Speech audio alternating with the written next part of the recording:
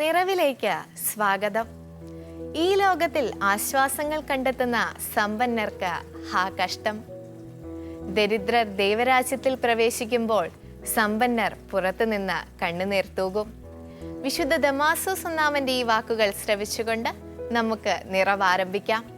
സ്നേഹ Jerome ആലപിക്കുന്ന ഗാനമാണ് ആദ്യം.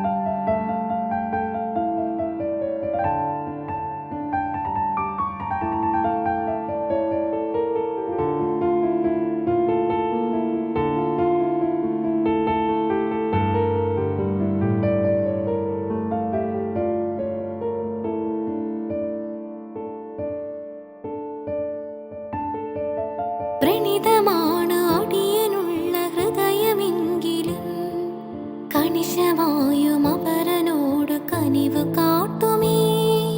വ്രണിതമാണ് അടിയനുള്ള ഹൃദയമെങ്കിലും കണിശമായും അപരനോട് കനിവ് കാട്ടുമേ. മണ്ണോട് മണ്ണായി ഞാൻ തീർന്നാലും എൻ പ്രാണൻ നിന്നോട് ചേർക്കുന്നു.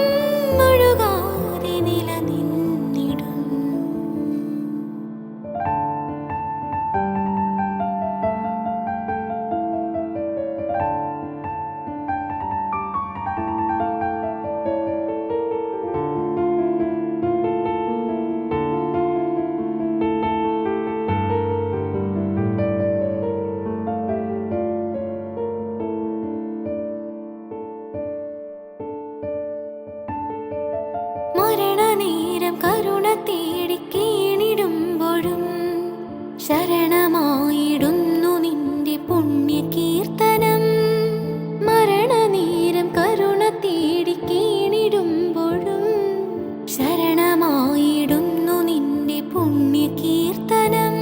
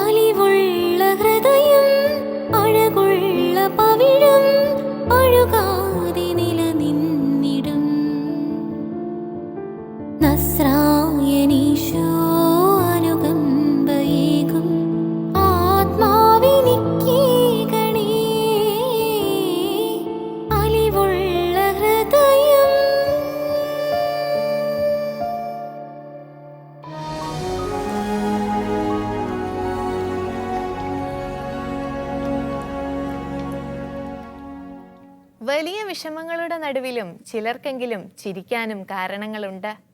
പറഞ്ഞു വെക്കുന്നത് ബ്രദർ ശശി ഇമ്മാനുവേലാണ്. കാണാം തോട്ട്സ് ഫോർ ലൈഫ്.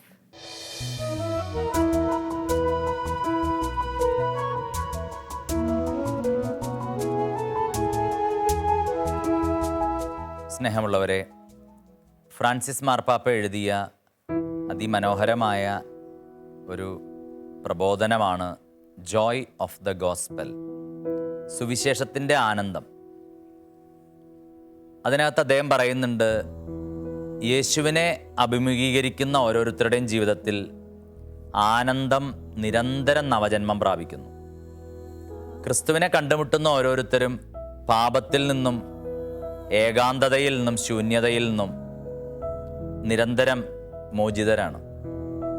അവരുടെ ജീവിതത്തിൽ ആനന്ദം നിരന്തരം നവജന്മം പ്രാപിക്കുന്നു. എന്തുകൊണ്ടോ ഫ്രാൻസിസ് മാർപ്പാപ്പ നിരന്തരം ഉപയോഗിക്കുന്ന ഒരു വാക്കാണ് ആനന്ദം. പരിശുദ്ധാത്മാവിൻ്റെ ഫലങ്ങളിൽ ഒന്നാണ് ആനന്ദം.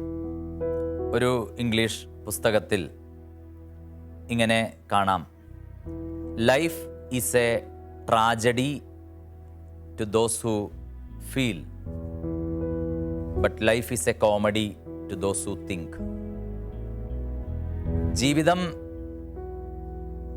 ചിലർക്ക് എന്നും ഒരു ട്രാജഡിയാണ്, എന്നാൽ വേറെ ചിലർക്ക് ജീവിതം ഒരു സന്തോഷത്തിൻ്റെയും സ്വസ്ഥതയുടെയൊക്കെ ഒരു അനുഭവമാണ്. ഒരു സംഭവം ഓർക്കുന്നു. ആത്മീയ കാര്യങ്ങൾക്കൊക്കെ വേണ്ടിയിട്ട് ഇടയ്ക്കൊക്കെ ഫോൺ വിളിക്കുന്ന ഒരു കുടുംബം. ഭർത്താവിന് കുഞ്ഞു കുഞ്ഞു രോഗങ്ങളൊക്കെ ഉണ്ട്. ചിലപ്പോഴൊക്കെ സങ്കടത്തോടുകൂടി അദ്ദേഹത്തെ ഹോസ്പിറ്റലൈസ് ചെയ്യുമ്പോഴും അദ്ദേഹത്തിൻ്റെ രോഗത്തിൽ വ്യത്യാസമില്ലാത്തപ്പോഴൊക്കെ ഫോൺ വിളിക്കുന്ന ഒരു സഹോദരി. ഒരു ദിവസം ഇവർ ഫോൺ വിളിച്ചിട്ട് വലിയ സന്തോഷത്തോടെ പറയുകയാണ്, ഞങ്ങൾക്കെല്ലാവർക്കും കോവിഡ് പോസിറ്റീവാണ്. ഇപ്പം ആരോഗ്യവകുപ്പിൻ്റെ ഫോൺ കോൾ വന്നു. എങ്ങനെയാണെന്നറിയില്ല, ഞങ്ങളാരും അധികം പുറത്തൊന്നും പോകുന്നില്ല. ആകെ പോകുന്നത് തൊട്ടടുത്ത ഒരാശ്രമത്തിൽ. അത് ഒക്ടോബർ മാസമാണ്, ജപമാലയ്ക്കും പ്രാർത്ഥനയ്ക്കൊക്കെയാണ്. അവിടുത്തെ അച്ഛന് എന്തായാലും പോസിറ്റീവ് അല്ല താനും. അങ്ങനെ കുറച്ച് ദിവസങ്ങൾ കഴിഞ്ഞിട്ട്, അധിക ദിവസമൊന്നും ആയില്ല, ഒരാഴ്ച അവരുടെ ആ കാലാവധിയൊക്കെ കഴിഞ്ഞപ്പോൾ അവർ വിളിച്ച് പറഞ്ഞൊരു കാര്യമുണ്ട്, ഞങ്ങൾക്കെല്ലാം നെഗറ്റീവായി, പ്രാർത്ഥിച്ചതിനൊക്കെ നന്ദിയുണ്ട്. അപ്പം ഞാൻ അവരോട് ചോദിച്ചു, ബാക്കി കാര്യങ്ങളൊക്കെ പറയുമ്പോൾ ഇത്തിരി പരിഭവവും വിഷമവും ഒക്കെ ഉണ്ടാകാറുള്ള നിങ്ങളെങ്ങനെയാണ്? എല്ലാവർക്കും കോവിഡാണ്, പ്രത്യേകിച്ച് ഹസ്ബൻഡ് ഇത്തിരി കോംപ്ലിക്കേറ്റഡ് ആകാവുന്ന ഒരു രോഗം അദ്ദേഹത്തിനുണ്ട്, ഒരു സർജറി പറഞ്ഞു വെച്ചിരിക്കുന്ന സമയമാണ്. എന്നിട്ടും ഈ വലിയ മഹാമാരി പിടികൂടിയപ്പോൾ ഇത്ര സന്തോഷത്തോടെ അത് പറയാൻ കഴിഞ്ഞ എങ്ങനെയാണ്? അതിനവർ തന്ന മറുപടി ഇതാണ്, ഞങ്ങൾ ആ ഒക്ടോബർ മാസത്തിൽ വേറെ എവിടെയും പോയിട്ടില്ല. 10 ദിവസം പ്രാധാന്യത്തോടെ കൊന്തപ്പത്ത് നോക്കുമ്പോൾ എല്ലാ ദിവസവും കുർബാനയ്ക്ക് പോകാൻ തീരുമാനിച്ചു. ആശ്രമത്തിൽ പോയി. അവിടെ നിന്ന് വന്നതിന് ശേഷമാണ് ഇതൊക്കെ ഉണ്ടായത്. അപ്പം ഞങ്ങൾ പരസ്പരം പറഞ്ഞു, ഇത് മാതാവ് തന്നൊരു സമ്മാനമാണ്, ദൈവം തന്നൊരു ദാനമാണ്. അതുകൊണ്ട് ഞങ്ങൾ നിറയെ അങ്ങ് പ്രാർത്ഥിച്ചു. ഒരു പാരസെറ്റമോൾ പോലും കഴിക്കാതെ അവരെ കോവിഡ് വിട്ടുപോയി. ഇത് രണ്ടാം തരംഗത്തിൻ്റെ കഥയല്ല ഞാൻ പറയുന്നത്. അവരൊരിക്കലും നിരാശപ്പെട്ടില്ല. പ്രിയമുള്ളവരെ, ജീവിതം നേരത്തെ നമ്മൾ കേട്ടത്, life is a tragedy to those who feel. ചിലർക്ക് എന്നും ദുഃഖമാണ്, ഫീലിംഗാണ്. എന്തും അവർ ഇങ്ങനെ ദുഃഖം കലർത്തി ചിന്തിക്കുന്നു, എടുക്കുന്നു. വേറെ ചിലർക്ക് ജീവിതത്തിൽ വലിയ സങ്കടങ്ങളുടെ നടുവിലും അവർക്ക് ചിരിക്കാൻ, സന്തോഷിക്കാൻ ഒരു കാരണം ഉണ്ട്. ഫ്രാൻസിസ് മാർപ്പാപ്പ എഴുതിയ മനോഹരമായ അപ്പസ്തോലിക പ്രബോധനമാണ് the Joy of the Gospel. സുവിശേഷം ആനന്ദമാണ്. സുവിശേഷത്തിൻ്റെ ആനന്ദം എന്ന തൻ്റെ ആ ഒരു പഠനത്തിൽ സഭയോട് മാർപ്പാപ്പ പറയുന്നുണ്ട്, സുവിശേഷത്തിൻ്റെ ആനന്ദം യേശുവിനെ അഭിമുഖീകരിക്കുന്ന ഓരോരുത്തരുടെയും ഹൃദയങ്ങളിൽ നിറയുന്നു. പിന്നെ അവിടെ ദുഃഖമില്ല, ഏകാന്തതയില്ല, പാപമില്ല, ആത്മപീഡകളില്ല. എന്നിട്ട് പറയുകയാണ്, ആനന്ദം നിരന്തരം നവജന്മം പ്രാപിക്കുന്നു. സുവിശേഷത്തിൻ്റെ ആനന്ദം ക്രിസ്തുവിനെ അഭിമുഖീകരിക്കുന്ന എല്ലാവരുടെയും ജീവിതങ്ങളിൽ ഒഴുകാൻ തുടങ്ങുന്നു. ചില ദേവാലയങ്ങളിൽ നിന്നൊക്കെ പ്രാർത്ഥിച്ചിറങ്ങുന്ന ചിലരുടെയെങ്കിലും, പ്രത്യേകിച്ച് ചില സഹോദരിമാരുടെയൊക്കെ മുഖം വ്യാകുല മാതാവിനേക്കാൾ ദുഃഖപൂരിതമാണ്. ഒരിക്കലൊരു ഇത് ഫാദർ CP വർക്കിയച്ചൻ പറഞ്ഞ കഥയാണ്. കാഴ്ച ബംഗ്ലാവിൽ പോയ ഒരു മകൻ അപ്പനോട് പറയുന്നു, അപ്പ ഇത് ക്രിസ്ത്യൻ കുതിരയാണ്, നിനക്ക് ഈ കുതിരയുടെ റിലീജിയനൊക്കെ മനസ്സിലായോ? ഇതെങ്ങനെ സംഭവിച്ചു? അവനതിന് മറുപടി പറഞ്ഞു, അതിൻ്റെ മുഖത്ത് ഒരു സന്തോഷവുമില്ല. പ്രിയമുള്ളവരെ, ആത്മീയത ഹബക്കുക്ക് പ്രവാചകനൊക്കെ പറയുന്നത് പോലെ കർത്താവിൽ ഞാൻ ആനന്ദിക്കും. മുന്തിരിവള്ളി തളിർക്കുന്നില്ലായിരിക്കാം, അതുപോലെ മറ്റ് പല കാര്യങ്ങളും എൻ്റെ ജീവിതത്തിലുണ്ടാകാം. പക്ഷെ എനിക്ക് ദൈവത്തിൽ ആനന്ദിക്കാൻ അത് ഒരു തടസ്സമല്ല. ജോയ് ഓഫ് ദ ഗോസ്പൽ, ക്രിസ്തുവിനെ അഭിമുഖീകരിക്കുന്ന എല്ലാവരുടെയും ഹൃദയങ്ങളിൽ ഈ സുവിശേഷത്തിൻ്റെ ആനന്ദം ഒഴുകാൻ ഇടവരണം. അവിടെ പറയുന്നുണ്ട്, ക്രിസ്തുവിനെ അഭിമുഖീകരിക്കുന്ന ഓരോരുത്തരും പാപത്തിൽ നിന്ന്, ആന്തരിക ശൂന്യതയിൽ നിന്ന് ഒക്കെ വിമുക്തി പ്രാപിക്കുകയാണ്. പ്രത്യേകമായിട്ട് നമുക്ക് നമ്മുടെ പാപമേഖലകളിൽ, കാരണം എപ്പോഴാണോ പാപം ഒരുവൻ്റെ ജീവിതത്തിൽ ഭരണം നടത്തുന്നത്, പിന്നീട് അവന് സ്വസ്ഥത ഇല്ല. അതുകൊണ്ടാണ് യെശയ്യാ പ്രവാചകൻ പറഞ്ഞു, there is no safety for sinners. പാപിക്ക് സ്വസ്ഥതയില്ല. അതുകൊണ്ട് പാപത്തിൽ നിന്ന് വിടുതൽ പ്രാപിക്കുക. അപ്പോൾ സുവിശേഷത്തിൻ്റെ ആനന്ദം നമുക്ക് സ്വന്തമാക്കാനായിട്ട് കഴിയും. മറക്കാതിരിക്കുക, അനുതപിക്കാത്ത പാപം ചെയ്തുപോയ പാപത്തേക്കാൾ അപകടകരമാണ്. ചെയ്തുപോയ പാപത്തേക്കാൾ അനുതപിക്കാത്ത പാപം നമ്മുടെ ജീവിതത്തെ തകർത്ത് കളയും. ഒരിക്കലൊരു ഇടവകയിൽ നന്നായിട്ട് കുമ്പസാരിക്കാനൊക്കെ വേണ്ടി ദൈവജനത്തെ ഒരുക്കുകയാണ് വികാരിയച്ഛൻ. നല്ല പ്രസംഗം നടത്തി.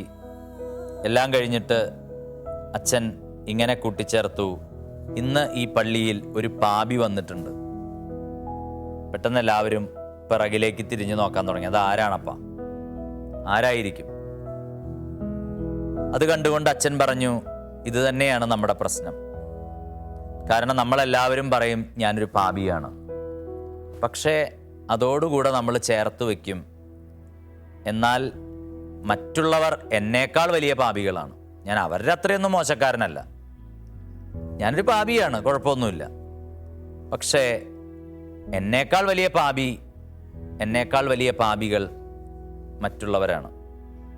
പ്രിയമുള്ളവരെ, സുവിശേഷം തരുന്ന, ക്രിസ്തു തരുന്ന ആനന്ദം നമുക്ക് അനുഭവിക്കണമെന്നുണ്ടെങ്കിൽ ജോഷുവായോട് കർത്താവ് പറഞ്ഞു, ഇന്ന് നീ നിന്നെ തന്നെ വിശുദ്ധീകരിക്കും, നാളെ നിന്റെ ജീവിതത്തിൽ അത്ഭുതങ്ങൾ കാണാൻ പറ്റും. അതുകൊണ്ടൊന്ന് ആത്മാർത്ഥമായിട്ട് നമ്മുടെ ജീവിതത്തിലേക്ക് നമുക്ക് തിരിഞ്ഞു നോക്കാം. ആനന്ദം ഇല്ലാത്ത ഭവനങ്ങളായിട്ട്, ആനന്ദം നഷ്ടപ്പെട്ട ജീവിതങ്ങളായിട്ട് നമ്മൾ മാറിയിട്ടില്ലേ? അവിടെ കർത്താവ് തരുന്ന സുവിശേഷത്തിൻ്റെ ആനന്ദം സ്വന്തമാക്കാൻ എളുപ്പമുണ്ട്, ഒരു എളുപ്പമാർഗമുണ്ട്. നമ്മുടെ പാപങ്ങളെ ഓർത്ത് നമുക്ക് പശ്ചാത്തപിക്കാം. വന്നുപോയ വീഴ്ചകൾ ദൈവത്തിൻ്റെ കരുണയുടെ സിംഹാസനത്തിന് മുമ്പിൽ, കരുണയുടെ കുമ്പസാരക്കൂടിനുള്ളിൽ നമുക്ക് ഇറക്കി വയ്ക്കാം. നമ്മുടെ ബലഹീനതയിൽ നമ്മോടൊത്ത് സഹതപിക്കാൻ കഴിയാത്ത പ്രധാന പുരോഹിതനല്ല നമുക്കുള്ളത് എന്ന് എബ്രായ ലേഖനത്തിൽ നമ്മൾ വായിക്കുന്നു. അപ്പം എന്നോട് സഹതപിക്കാൻ, എന്നെ മനസ്സിലാക്കാൻ കഴിയാത്ത ഒരാളല്ല എൻ്റെ ദൈവം. പ്രിയമുള്ളവരെ, നമുക്ക് പശ്ചാത്തപിക്കാൻ കഴിയട്ടെ, പാപങ്ങൾ ഏറ്റുപറയാനായിട്ട് കഴിയട്ടെ. അപ്പോൾ നമ്മുടെ ജീവിതത്തിലെ ആ 1 യോഹന്നാൻ 3:8 പറയുന്നുണ്ട്, whoever continues to sin belongs to the devil. ഞാൻ എത്ര കരുണക്കൊന്ത ചെല്ലുമ്പോഴും എത്ര പ്രാർത്ഥനകൾ ചെല്ലുമ്പോഴും ഞാൻ പാപത്തിലാണെങ്കിൽ തീർച്ചയായും എനിക്ക് ആനന്ദം ഉണ്ടാവുന്നില്ല. കാരണം പിശാച് തീർച്ചയായും എൻ്റെ പാപങ്ങളുടെ മേൽ അധികാരമുള്ളവനാണ്. Whoever continues to sin belongs to the devil. ഒരു പിശാചെന്നുള്ളവനാണ് എന്ന് യോഹന്നാൻ പറയുന്നു. തൊട്ടടുത്ത വാക്യത്തിൽ യോഹന്നാൻ ഓർമ്മിപ്പിക്കുന്നുണ്ട്, Son of Man came to the world to destroy the works of the devil. മനുഷ്യപുത്രൻ ഈ ഭൂമിയിലേക്ക് വന്നിരിക്കുന്നത് പിശാചിൻ്റെ പ്രവൃത്തികളെ തകർക്കാനാണ്. അതുകൊണ്ട് നമ്മുടെ പാപങ്ങളെ മനസ്താപത്തോടുകൂടെ ഏറ്റുപറയുമ്പോൾ, അവയോർത്ത് നമ്മൾ കണ്ണുനീർ വാർത്ത് ദൈവ കരുണ തേടുമ്പോൾ, പ്രിയമുള്ളവരെ, നമ്മുടെ ജീവിതത്തിൽ ദൈവത്തിൻ്റെ ആനന്ദം കടന്നു വരാൻ തുടങ്ങും. ഒരിക്കൽ കുമ്പസാരിക്കാനായിട്ടുള്ള ഒരു നീണ്ട നിര, ആ ഒരു ആത്മീയ ശുശ്രൂഷയാണ് യുവജനങ്ങളുടെ. കുമ്പസാരം എന്ന കൂദാശ സ്വീകരിച്ചിട്ട് മടങ്ങി വന്ന ഒരു പെൺകുട്ടി പറയുന്നു, അങ്ങോട്ട് പോയത് തലയിൽ വലിയൊരു പാറക്കല്ലുമായിട്ടാണ്, തിരിച്ചു വരുന്നത് ഒരു അപ്പൂപ്പൻതാടി പോലെ ഫ്രീ ആയിട്ടാണ്. അപ്പോൾ ക്രിസ്തു നമ്മുടെ ജീവിതത്തിലേക്ക് തരുന്ന സ്വാതന്ത്ര്യം, സുവിശേഷത്തിൻ്റെ ആനന്ദം സ്വന്തമാക്കാൻ ഒന്നാമത്തെ വഴി പാപങ്ങളെ ഓർത്ത് അനുദപിക്കുക. മറ്റൊരാളല്ല എന്നേക്കാൾ വലിയ പാപി, ഞാൻ തന്നെയാണ്. അതുകൊണ്ടൊക്കെ ആവണം വിശുദ്ധരൊക്കെ അവരുടെ പാപങ്ങളെക്കുറിച്ചോർത്ത്, അസീസിയിലെ ഫ്രാൻസിസ് മുതൽ ഒത്തിരി പേര് അവരുടെ പാപങ്ങളെക്കുറിച്ചോർത്ത് ഹൃദയപൂർവ്വം ദൈവത്തിൻ്റെ കരുണയുടെ മുമ്പിൽ പ്രാർത്ഥിച്ചു. ഒരിക്കലും അവർ മടിച്ചില്ല, ദൈവമേ ഞാനൊരു പാപിയാണ് എന്ന് പറയാൻ. വിശുദ്ധ പൗലോസ്ലീഹ പറയുന്നുണ്ട്, പാപികളിൽ 1-ാം സ്ഥാനം ഞാൻ ആർക്കും കൊടുക്കില്ല, ആ മെഡൽ എനിക്ക് തന്നെ വേണം, പാപികളിൽ 1-ാമനാണ് ഞാൻ. തൻ്റെ ആരോഗ്യത്തിൻ്റെ പരിമിതികൾക്ക് നടുവിലും ജോൺ പോൾ രണ്ടാമൻ മാർപ്പാപ്പ സഭയുടെ പരമാധ്യക്ഷനാണ്. അദ്ദേഹം വെള്ളിയാഴ്ചകളിൽ മുടങ്ങാതെ ഒരു കുമ്പസാരക്കൂടിൻ്റെ സഹായം തേടിയിരുന്നു എന്ന് അദ്ദേഹത്തിൻ്റെ ജീവിതം നമ്മളെ പഠിപ്പിക്കുന്നു. അതുകൊണ്ട് പ്രിയമുള്ളവരെ, നമുക്ക് അനുദപിക്കാം. അപ്പോൾ ക്രിസ്തു നമ്മുടെ ഉള്ളിൽ ആനന്ദവും നമ്മുടെ ശൂന്യതയ്ക്ക് നിറവും പകർന്നു തരും. അതുകൊണ്ട് നമ്മുടെ ജീവിതത്തെ സുവിശേഷത്തിൻ്റെ ആനന്ദം കൊണ്ട് നിറയ്ക്കാൻ നമുക്ക് തീരുമാനമെടുക്കാം. ദൈവകരങ്ങളിലേക്ക് നമ്മുടെ ജീവിതങ്ങളെ ഒരിക്കൽ കൂടെ ചേർത്ത് വയ്ക്കാം. ആമേൻ.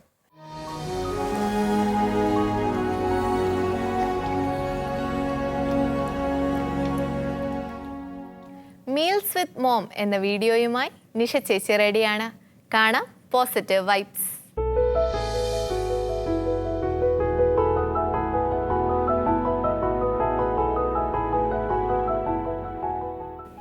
പോസിറ്റീവ് വൈബ്സിലേക്ക് സ്വാഗതം. ഒരു കമ്പനിയിലെ പ്രവേശന പരീക്ഷ എഴുതുന്ന ഉദ്യോഗാർത്ഥികൾക്ക് ലഭിക്കുന്ന ചില ചോദ്യങ്ങളും ആ ചോദ്യങ്ങൾ അവരുടെ ജീവിതത്തിൽ വരുത്തുന്ന മാറ്റങ്ങളുമാണ് ഈ വീഡിയോയിൽ നമ്മൾ കാണാൻ പോകുന്നത്.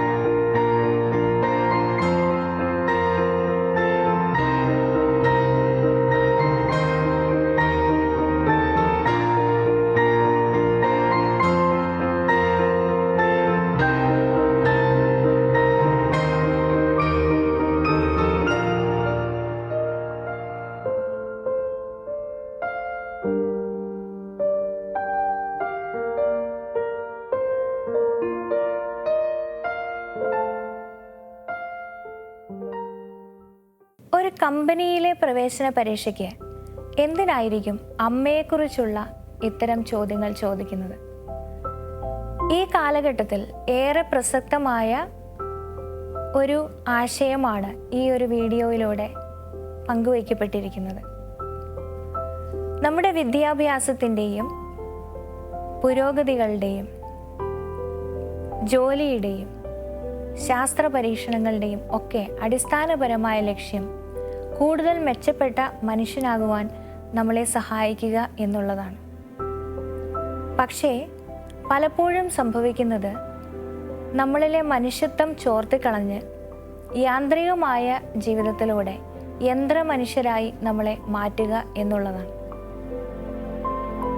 നമ്മുടെ മനുഷ്യത്വത്തിൻ്റെ ആഴം ഏറ്റവും നന്നായി മനസ്സിലാക്കാൻ സാധിക്കുന്നത് നമ്മുടെ ബന്ധങ്ങളിലുള്ള ആഴത്തെ അളന്നുകൊണ്ട് തന്നെയാണ്. പ്രത്യേകിച്ച് നമ്മുടെ ഏറ്റവും പ്രിയപ്പെട്ടവരുമായി, നമ്മുടെ കുടുംബത്തിലുള്ളവരുമായി ഉള്ള നമ്മുടെ ബന്ധം. പഠനത്തിൻ്റെയും പിന്നീട് ജോലിയുടെയും ജോലി കയറ്റങ്ങളുടെയും മറ്റ് പല വിജയങ്ങളുടെയും അതിൻ്റെ പിന്നിലുള്ള അധ്വാനത്തിൻ്റെയും ഒക്കെ തിരക്കിൽ ബന്ധങ്ങളിൽ നിന്ന് നമ്മൾ അകലുന്നെങ്കിൽ, നമ്മുടെ കൂടെയുള്ളവരിൽ നിന്ന് നമ്മൾ അകലുന്നെങ്കിൽ അതിൻ്റെ അർത്ഥം നമ്മൾ പുരോഗതി കൈവരിക്കുന്നു എന്നല്ല, മറിച്ച് മനുഷ്യനിൽ നിന്ന് യന്ത്രത്തിലേക്ക് നമ്മൾ അധപതിച്ചുകൊണ്ടിരിക്കുന്നു, അധോഗതി കൈവരിക്കുന്നു എന്നതാണ്. വിജയം എന്ന് കരുതുന്ന പലതും പരാജയമായിരുന്നു എന്ന തിരിച്ചറിവിലേക്ക് നമ്മൾ എത്തുമ്പോഴേക്ക് പ്രിയപ്പെട്ട പലതും ഏറ്റവും മൂല്യമേറിയ പലതും നമ്മളിൽ നിന്ന് കൈവിട്ടു പോയിട്ടുണ്ടാകും. പിന്നെ കയ്യിലുള്ളത് ഒരു പിടി കുറ്റബോധവും നിരാശയും മാത്രമായിരിക്കും.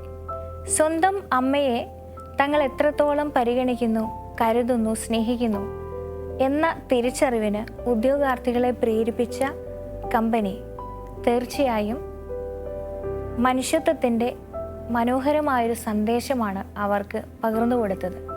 ഹൈലി കോമ്പറ്റേറ്റീവായ ഒരു സമൂഹത്തിൽ, ഒരു സാമൂഹിക സാഹചര്യത്തിലാണ് ഇന്ന് നമ്മൾ ഓരോരുത്തരും ജനിച്ച് വളരുന്നത്, ജീവിക്കുന്നത്. നമ്മൾ പോലും അറിയാതെ നമ്മൾ യാന്ത്രികരായി, യന്ത്രമനുഷ്യരായി മാറിപ്പോകുന്നുണ്ട്. ഇപ്പോഴും എത്രത്തോളം മനുഷ്യത്വത്തിൻ്റെ അംശങ്ങൾ നമ്മൾ നിലനിൽക്കുന്നുണ്ട് എന്നറിയണമെങ്കിൽ നമ്മൾ ഒരു തിരിച്ചുപോക്ക് നടത്തണം. ഈ ഉദ്യോഗാർത്ഥികൾ നടത്തിയതുപോലെ നമ്മുടെ കൂടെയുള്ളവരുടെ കൂടെ എന്നാണ് അവസാനമായി ഒരുമിച്ചൊന്നിരുന്നത്? എന്നാണ് അവരുടെ കൂടെ ഇരുന്ന് തമാശകൾ പറഞ്ഞത്, ഉച്ചത്തിലൊന്ന് ചിരിച്ചത്? അവരുടെ ഇഷ്ടങ്ങൾ, അനിഷ്ടങ്ങൾ ഇതൊക്കെ നമുക്ക് ഇപ്പോഴും അറിയാമോ? ഇങ്ങനെ കുറേ കാര്യങ്ങൾ ഒന്ന് പരിശോധിച്ചാൽ ഇപ്പോഴും എത്രമാത്രം മനുഷ്യത്വം നമ്മളിൽ നിലനിൽക്കുന്നു എന്ന് നമുക്ക് തിരിച്ചറിയാനായിട്ട് നമുക്ക് സാധിക്കും.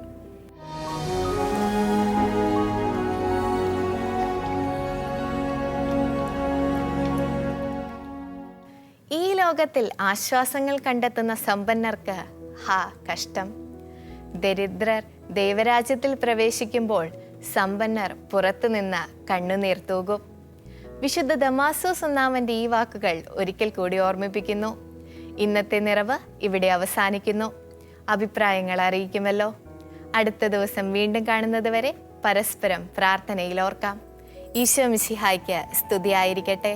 അലിവുള്ള ഹൃദയം, അഴകുള്ള പവിഴം, അഴുകാ